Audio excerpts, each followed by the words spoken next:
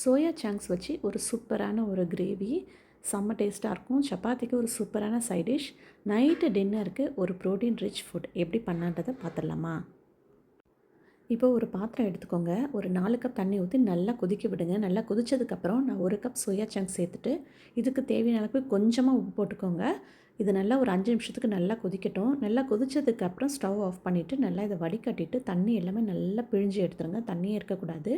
So பிழிஞ்சு எடுத்துகிட்டு இதை ஒரு பாத்திரத்தில் சேர்த்துட்டு, இது கூட மிளகாத்தூள், மல்லித்தூள், மஞ்சத்தூள், உப்பு தேவையான அளவுக்கு சேர்த்துக்கோங்க. கொஞ்சமாக, ஆனால் அப்புறம் நம்ம சேர்க்க போகிறோம்.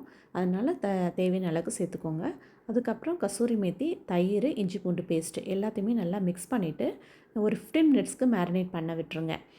நல்லா மேரினேட் ஆனதுக்கப்புறம் ஒரு பேன் எடுத்துக்கோங்க. அதில் வந்து எண்ணெய் விட்டுக்கலாம். ஜீரகம், வெங்காயம், பச்சை மிளகாய் சேர்த்துட்டு வெங்காயம் நல்லா ப்ரௌன் ஆகணும். அது வரைக்கும் நல்லா வதக்கி எடுத்துகிட்டு தக்காளி அரைச்சி சேர்த்துக்கோங்க. நல்லா அரைச்சி சேர்த்துட்டு அதையும் நல்லா வதக்கி எடுத்துகிட்டு இதுக்கு தேவையான அளவுக்கு மிளகாத்தூள், மல்லித்தூள், கரம் மசாலா சேர்த்துருக்கேன். மிளகாத்தூள் பார்த்து காரத்துக்கு ஏற்ற மாதிரி சேர்த்துக்கோங்க. ஆல்ரெடி நம்ம கொஞ்சம் சேர்த்துருக்கோம். ஸோ அதனால் கொஞ்சமாக சேர்த்துக்கலாம்.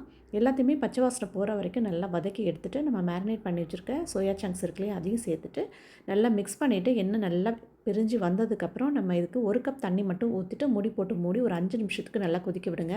தண்ணி வந்து பார்த்து சேர்த்துக்கோங்க. ஏன்னா அதுலேருந்தே தண்ணி நிறையா வரும். கடைசியாக கொத்தமல்லி தூவி இறக்கிட்டிங்கன்னா சூப்பரான சோயா சங்க்ஸ் கிரேவி சூப்பராக ரெடி ஆயிரும். சேவ் பண்ணி வச்சுக்கோங்க. ட்ரை பண்ணி பாருங்க.